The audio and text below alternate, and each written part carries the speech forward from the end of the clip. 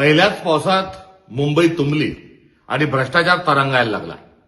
मुंबई महानगरपालिकेने एकंदरीत केलेला जो भ्रष्टाचार आहे तो आपल्या सगळ्यांच्या समक्ष या तुंबलेल्या मुंबईच्या अनुषंगानं लक्षात येतोय. जेव्हा स्थानिक स्वराज्य संस्थांची मुदत संपली आणि प्रशासक आले तेव्हा मुंबई महानगरपालिकेच्या बँकेतील मुदत ठेवी ज्या आहेत त्या 90,000 कोटींच्या होत्या. त्या तर सर्व फस्त केल्याच केल्या. दरम्यानच्या काळात तर सर्व शासकीय अनुदान फस्त केलं. नव्याने 1600 कोटी रुपयांचं कर्ज काढलं आणि हा सगळा मलिदा जो आहे हा लाटण्याचं काम हे सरकारनं केलेलं आहे आणि त्याचा हा परिणाम आज मुंबई खोळंबलेली आहे. येणाऱ्या पूर्ण मान्सूनमध्ये तर मुंबईचे बेहाल होण्याची देखील शक्यता ही नाकारता येत नाही. तर दुसरीकडे जे विमानतळ आहेत ते गळायला लागलेली आहेत. तिसरीकडे शेतकरी हवाल दिलाय.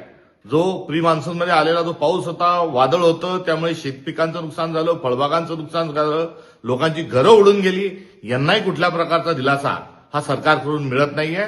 एकंदरीत महाराष्ट्रावर हे आसमानी आणि सुलतानी संकट मोठ्या प्रमाणात आलेलं आहे.